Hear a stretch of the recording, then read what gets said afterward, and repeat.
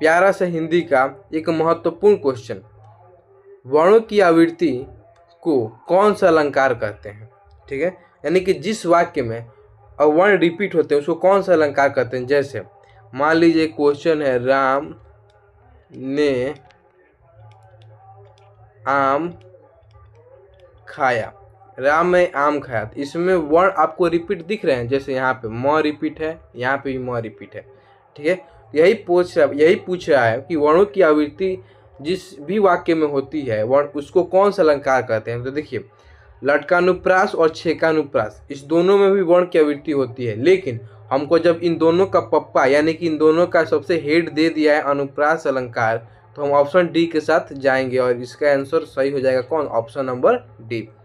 चलिए अगले क्वेश्चन की ओर। एक चीज और आप याद रखिए कि आपके एग्जाम के अंदर वाक्य को शुद्ध कौन सा यह पहचानने के लिए और वाक्य अशुद्ध कौन सा यह पहचानने के लिए, इससे से दो क्वेश्चन आपके एग्जाम में 100% फिक्स है आने को। चलिए इसको सॉल्व करते हैं, यानी कि हमको कौन सा वाक्य गलत है यानी अशुद्ध है उसको पहचान करना है। तो चारों ऑप्शन को एक बार देखते हैं। मुझे निबंध लिखना है, यह जो वाक्य यह 1% 100 में 100% शुद्ध है। राम और राम का पुत्र बाजार गए, यह थोड़ा गलत लग रहा है। अगला ऑप्शन भी पढ़ लेते हैं, ये फल अच्छे नहीं हैं, ये भी सही है। यह पुस्तक रोहन की है, ये भी वाक्य सही, यानी कि वाक्य 1, 3 और 4 सही है। लेकिन राम और उसका पुत्र बाजार गया, यह रहता तो और बेस्ट रहता, यानी कि जो 97 नंबर क्वेश्चन है, यानी कि क्वेश्चन नंबर जो हम लोगों का 2 है, इसका ऑप्शन नंबर बी होगा। ठीक है, आइए आगे बढ़ते हैं अपने क्वेश्चन की। अगला क्वेश्चन है, राम घनश्याम हित चातक तुलसीदास में अलंकार खोजें, यानी कि हम लोगों को क्या निकालना है, हम लोगों को अलंकार फाइंड करना है। क्या अलंकार, इस वाक्य में कौन सा अलंकार है। तो हम अगर ध्यान पूर्वक देखें तो इसमें जो है रूपक अलंकार छुपा हुआ है। अगले क्वेश्चन की ओर बढ़े तो एक और चीज याद रखिएगा कि संधि विच्छेद से आपके एग्जाम में एक क्वेश्चन 100% क्या है, कॉन्फर्म है। तो इसका संधि अगर हम करें, इसमें एक चीज देखें, विद्या, तो विद्या में आ छुपा हुआ है ना, आ, तो यहाँ पे विद्या है और आलय यहाँ पे कर देंगे, तो ऑप्शन नंबर क्या हो जाएगा, ऑप्शन नंबर बी हम लोग का क्या करेक्ट हो जाएगा, विद्या धन आलय। ठीक है, और एक और चीज याद रखिए, अगर आप लोग प्रत्यय और उपसर्ग से भी आपको 2 क्वेश्चन देखने को मिल सकते हैं एग्जाम में, यह भी कंफर्म है। आगे हम बढ़े तो आगे आप देख सकते हैं एक और क्वेश्चन हम लोग को मिल गया, शुद्ध वाक्य पता करना है इसमें। तो आइए देखते हैं शुद्ध वाक्य कौन सा है। वह दंड पाने के योग्य है, ये वाक्य क्या सही लग रहा है। भारत सरकार विद्वानों को पद्म भूषण की पदवी आवृत्ति कर रही है, यह जो वाक्य है यानी कि ऑप्शन नंबर जो बी है यह शुद्ध नहीं है, यह अशुद्ध है, लेकिन हमको शुद्ध पता करना है। तो यानी कि चारों ऑप्शन में से 3 ऑप्शन अशुद्ध होंगे और एक शुद्ध होगा। अभी तक हमको एक शुद्ध मिला है, और भी पढ़ लेते हैं। वहाँ भारी भरकम भीड़ जमा थी, ये भी वाक्य क्या है, अशुद्ध है। क्यों, क्योंकि यहाँ पे होगा वहाँ बहुत भीड़ थी, और एक और है उनका बहुत भारी सम्मान हुआ, इसका जगह पे होना चाहिए उनका बहुत सम्मान हुआ, ये शुद्ध वाक्य। यानी कि बी से लेके ऑप्शन नंबर डी तक अशुद्ध है और ऑप्शन नंबर ए जो है यह क्या है, शुद्ध वाक्य है। अगले क्वेश्चन की तरफ देखें तो अगला क्वेश्चन हम लोगों से क्या कहना चाहता है कि एक मुहावरा दे दिया गया है, उसका अर्थ स्पष्ट करना है। तो मुहावरा है पहाड़ टूटे पड़ना, पहाड़ टूट पड़ना, पहाड़ टूटे नहीं, पहाड़ टूट पड़ना। पहाड़ टूट पड़ना का मतलब है कि किसी के ऊपर बहुत भारी संकट आ जाना। कोई नहीं कहता पहाड़ टूट गया मेरे ऊपर, यानी कि उसके ऊपर बहुत बड़ा संकट आ गया। ठीक है, तो इसका जो आंसर हो जाएगा क्या, पहाड़ का घूमना ना, संकट टलना ना, इनमें से कोई नहीं ना, भारी विपत आना। ऑप्शन नंबर क्या हो जाएगा, डी करेक्ट हो जाएगा। अगला क्वेश्चन है कि इसमें वाच्य पता करना है। वाच्य का इंग्लिश होता है क्या? तो वाच्य का इंग्लिश होता है वॉइस। जो हम लोग एक्टिव वॉइस, पैसिव वॉइस जो इंग्लिश में पढ़ते हैं लोग, उसी को वाच्य कहते हैं। क्या कहते हैं? उसी को वाच्य कहते हैं हम लोग।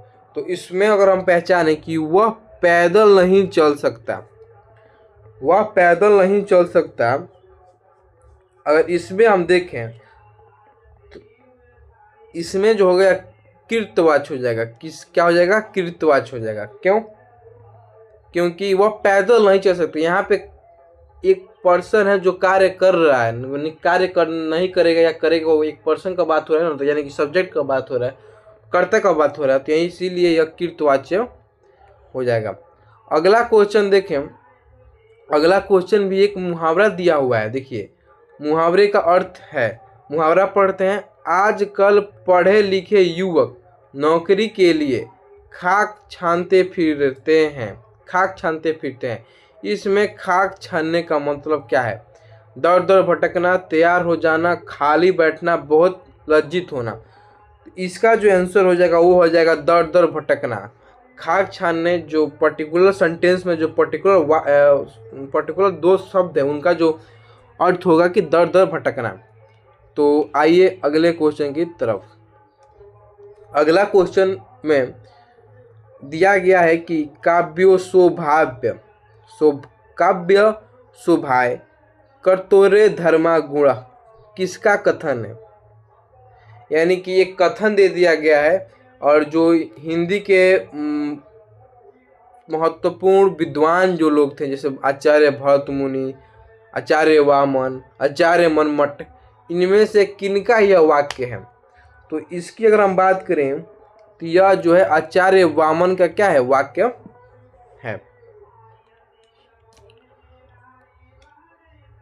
एक चीज देख रहे हैं, मुहावरे से क्वेश्चन हम लोग को अभी तक 3 मिल गया है, यानी कि मुहावरा भी इम्पोर्टेंट है। ठीक है।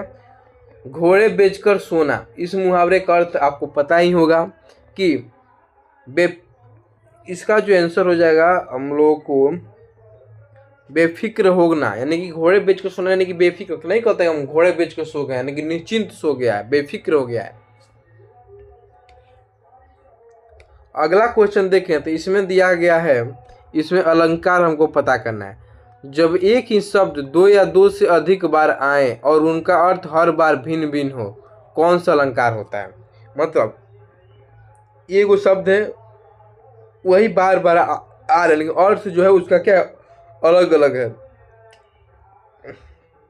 यह कौन सा अलंकार होगा? यह अलंकार होगा यमक अलंकार होगा। कौन सा? यमक। यमक अलंकार में एक ही शब्द 2 या 2 से अधिक बार आते हैं, लेकिन दोनों शब्द का जो अर्थ होता है वो अलग अलग होता है। अगले क्वेश्चन की तरफ हम देखें तो हम लोगों के बीच समाज का क्वेश्चन आ चुका है, समास का। इसमें देखें तो कर्मधारय का उदाहरण कौन सा है? कर्मधारय का उदाहरण की अगर हम बात करें तो कर्मधारय समाज, इसका उदाहरण है हम लोग का कौन सा? इसका उदाहरण की हम बात करें तो इसका उदाहरण नवयुवक। नवयुवक जो है वो कर्मधारय समाज का उदाहरण है। नवग्रह, नवग्रह की बात करें तो यहाँ पर बोला गया नौ और फिर ग्रह, तो ये द्विगु समाज का उदाहरण हो जाएगा नवग्रह। नवरात्रि भी द्विगु समाज का उदाहरण हो जाएगा। तो इसीलिए ऑप्शन नंबर जो बी है नवयुवक। नवयुवक यानी कि किसी और के बारे में बात करेंगे, जो नया अभी अभी हुए हैं उनके बारे में बात कर रहा है, इसीलिए यह कर्मधारय समाज हो जाएगा। फिर देखें नी उपसर्ग से बना शब्द है। उपसर्ग पढ़ते आपको बोले थे पढ़ने के लिए, इसे 2 क्वेश्चन कंफर्म है, आप लोगों को मिल गया है क्वेश्चन नंबर 108 में कि नी उपसर्ग से बना है शब्द है। नी उपसर्ग से बने शब्द की बात करें, नी उपसर्ग, तो इसमें हो जाएगा निवास। क्यों? निवास। इसमें नीर उपसर्ग है। ठीक है। इसमें भी नीर है और इसमें भी नी के साथ साथ क्या है, यानी इसमें जो उपसर्ग है वो निर्वय। ठीक है। और जो निवास है निवास, इसमें जो उपसर्ग लगा हुआ है वह नी है। तो ऑप्शन नंबर बी क्या हो जाएगा? करेक्ट हो जाएगा। अगले क्वेश्चन की तरफ देखें, बढ़ें। अगला क्वेश्चन बोलता है हम लोग से अद्भुत रस में कौन सा स्थायी भाव है? यहाँ पे अस्थाई भाव बोला गया है। यह रस का जो रस है उसका क्वेश्चन है, रस का क्वेश्चन है, और इसमें हमको अस्थाई भाव पता करना है। अद्भुत रस, जो अद्भुत होता है, अद्भुत, यह क्या अद्भुत है, यानी कि आश्चर्य, आश्चर्य, विस्मयता, और आश्चर्य की बात है, अद्भुत, आश्चर्य, विस्मय, यह अस्थाई भाव जो होगा इसका विस्मय होगा। ठीक है। अगला क्वेश्चन हम लोग के सामने, अयोध्या के राजा दशरथ के 4 पुत्र थे। अयोध्या के जो राजा दशरथ हैं उनके 4 पुत्र थे, इनमें कौन पदबंध है? पदबंध पूछे, अयोध्या के राजा दशरथ के 4 पुत्र थे। तो यहाँ पे अयोध्या के राजा दशरथ के 4 पुत्र, ये सब के सब संज्ञा को बता रहा है, क्योंकि अयोध्या एक जगह का नाम है, राजा भी संज्ञा, दशरथ भी संज्ञा नाम है, तो इसीलिए क्या हो जाएगा, संज्ञा पदबंध हो जाएगा। अगले क्वेश्चन की तरफ बढ़े तो अगला क्वेश्चन हम लोगों से कह रहा है कि रूपक अलंकार को इसमें से छांटना है। ठीक है। रूपक अलंकार, जरा से लाल केसर से की जैल, जैसे धूल गई हो, ये क्या होगा, ना, ई नहीं होगा। नभमंडल छाया मुरुस्थल था, ये भी नहीं होगा। बढ़त बढ़त संपत्ति सलूली, मन सरोज बढ़ जाई, ये होगा। Option number C is the correct answer.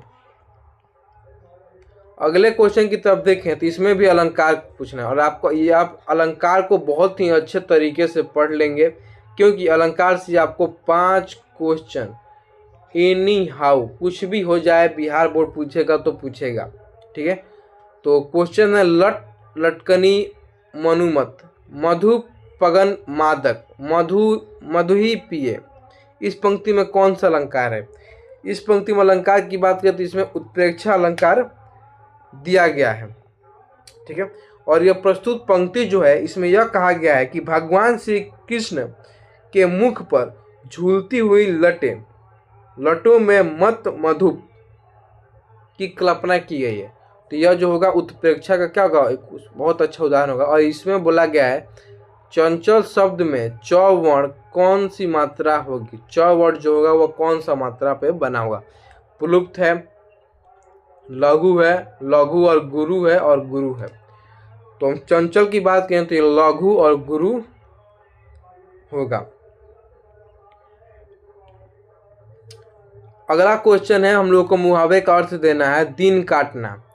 दिन काटना का मतलब अर्थ होगा क्या?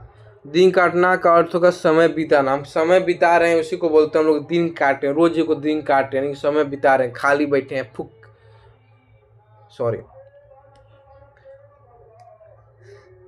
सुधी आए सुधी जाए, मतलब सुधी आए सुधी जाए, इस पंक्ति में कौन सा अलंकार है? सुधी आए और सुधी जाए। यहाँ पे आना और जाना एक दूसरे को क्या करे, विरोध कर रहे हैं ना, तो यहाँ पे विरोधाभास अलंकार हो जाएगा। आइए आप लोगों के बीच एक आ गया हम गद्यांश, यानी कि आप लोग इस गद्यांश को पढ़ना है, उसके बाद एक क्वेश्चन दिया गया होगा, उसको आंसर करना है। मैं आपको बोलूँगा कि गद्यांश पढ़ने की कोई ज़रूरत नहीं है। सबसे पहले हम लोग करेंगे लोग क्या, क्वेश्चन को पढ़ेंगे लोग। क्वेश्चन पूछ क्या रहा है, क्वेश्चन दिया है, क्वेश्चन क्या पूछा है, संसार का अर्थ है। ठीक है, सॉरी संसार नहीं, संहार का अर्थ है। मैंने इसको देखते हुए संसार बोल दिया, संहार का अर्थ है। ठीक है, क्वेश्चन पूछा है संहार। ठीक है, आइए अब कैसे आपको आंसर करना है। अगर आपके पास टाइम हो तो आप पूरा पढ़िए अच्छे से, नहीं टाइम हो आइए हम इसको करते हैं। इसमें सबसे पहले थोड़ा बहुत आप हल्के फुल्के मन से देखेंगे। आइए इसको पढ़ ही लेते हैं, छोड़िए। मनुष्य एक सामाजिक प्राणी है। उसका धर्म है कि वह स्वयं जिए और दूसरों को भी जीने दे। वह अपने सुख दुख के साथ दूसरों के सुख दुख की ओर भी ध्यान दे। अपने स्वार्थ को छोड़कर दूसरों के हित की भी सोचे। अपना स्वार्थ सिद्ध करना मानवता नहीं है, परहित की सच्ची मानवता है। परहित जो एक परहित है, परहित एक मिनट परहित एक सच्ची मानवता है। यही सच्चा धर्म है। मनुष्य अपनी क्षमता या सामर्थ्य के अनुसार परहित कर सकता है। वह मन से, धन से या तन से अथवा तीनों से दूसरों की भलाई कर सकता है। दूसरों के प्रति सच्ची सहानुभूति रखना भी परहित है। परहित मतलब किसी के प्रति सच्चा भाव, प्रेम रखना। किसी को संकट से बचाना, किसी को कुकर्म से हटाना, किसी दुखी को निराश व्यक्ति का सांत्वना देना भी परहित ही है, अंतर्गत आता है। भगवान राम ने ऋषि मुनियों की तपस्या से में बाधा डालने वाले राक्षसों का संहार किया। ईसा मसीह ने लोगों का उत्थान किया। सम्राट अशोक ने स्थान स्थान पर कुएं, तालाब आदि खुलवाकर जनता का उपहार किया। यही मानवता का प्रमुख धर्म है। यह जो गद्यांश दिया हुआ था, इसमें जो क्वेश्चन पूछा है हम लोगों का, यह थोड़ा लॉजिकली पूछा। आप तभी इसका आंसर दे सकते हैं जब आप क्वेश्चन गद्यांश को पढ़ें और समझें, क्योंकि जो संहार दिया हुआ है यह शब्द है जिसमें उपयोग किया गया है और उसी का अर्थ हम लोग को बताना है। इसका जो अर्थ होगा, संहार का मतलब होगा क्या करना, भलाई करना। संहार का मतलब क्या होगा,